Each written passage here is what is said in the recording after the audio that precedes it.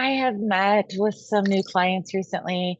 I have come to the realization that systems thinking is not really being used, and we probably should, because some of the biggest challenges, which all of the corporations pretty much all have the same biggest challenges.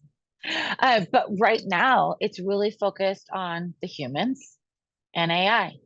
So when we look at the humans and AI, what are these problems, right? It's implementation, it's culture, it's retention of employees.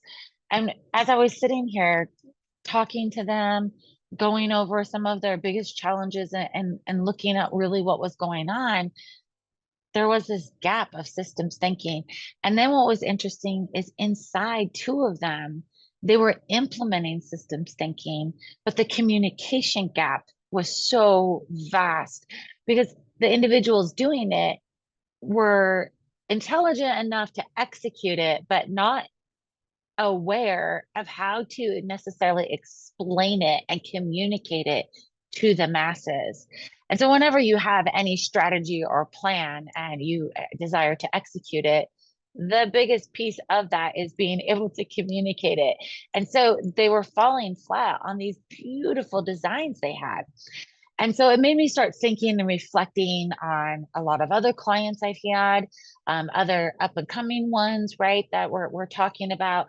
And there's certain things that we need to think about when we're looking at our culture and technology. Technology, we all know, is fast, right? It is just coming at us super fast. We love it, we want it, but we can't keep up with all of it. And being able to, meaning like, we can adapt to it, but then we have to do the training. We have to bring the people along. Again, back to the communication, right? And we all know that inside companies, the biggest challenge we all have is communication. It's a big part of the cultural issue everyone has. It's global communication, it's multi-generation. There's all these pieces.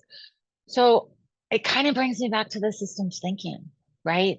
Wholesome interconnectedness, interdependency, non-linearity, and feedback loops. I hear so much feedback loops, feedback loops. Yeah, well, what are you doing with those feedback loops? It's a whole nother thing. Uh, but when we see this and we go to think about it again, it's a good idea to look at these two challenges of the advancement of technology because it's not going to change, right? And when you use systems thinking to look at that, you create a different dynamic in how you're approaching it. It might seem like chaos at first, but as you continue to work through that and really spend the quality time needed to create and design this, you will end up with a successful rollout. And not in the same situations you are now with, ethics, user interface, all of these pieces. And then, boom, here comes the next update, right? So that's how we're all experiencing it. So when you're looking at that as far as technology, I think you'll find that that's why I also am talking about culture and human behavior, right? There's a different way of looking at it when you look at it through systems thinking. It's more about the prior human behavior patterns were so embedded in our societies that now we have new type of thinking coming in from the newer generations. And how are we adapting to that? When you start unpacking this with systems thinking, you can start identifying different opportunities. Again, it's bringing in chaos, but once you continue to have that discipline of documenting and looking at those interdependencies, looking at all this connectedness and putting the human as the overlay on top of it, you will see these gaps that I'm referencing that everyone sees, right? They see these individual gaps, but they're not looking at it holistically. And when you don't look at it holistically, you end up with a leadership program. You end up with a 1 day onboarding.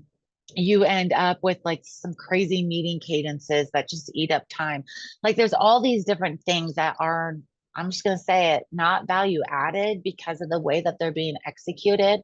And when you start putting in all of these different dependencies and interdependencies and just the whole systems thinking, it completely changes how you're going to look at your culture challenges, at your tech challenges, and be able to create a harmonious system between the two. Because that's the challenge, is it's the actually the system and the human, and that's the piece that's getting missed.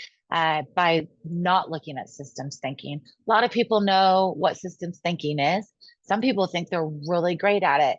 I wrote a whole blog on it. I invite you to check it out. In addition to the blog, I also added some reference material for you because I really, really believe in this. And I know that a lot of companies are struggling, but at least in the American society, companies and corporations are our society. And so, in order to make change, we have to come along this journey and we have to fix this before we start losing that structure. So, I gave you an article from from MIT. It's called "When Systems Thinking is Not a Natural Act."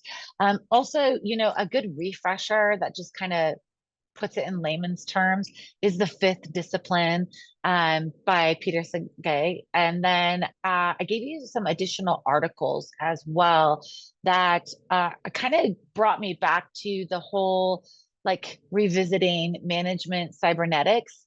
And I was like, Stafford Beard is brilliant. And so I gave you some articles to look at there and to help kind of dust off those cobwebs and maybe revisit it and say, like, okay, well, maybe there's some opportunities here, some gaps I have that I can make this a little more clear. So I invite you to check those out for your technology and culture challenges.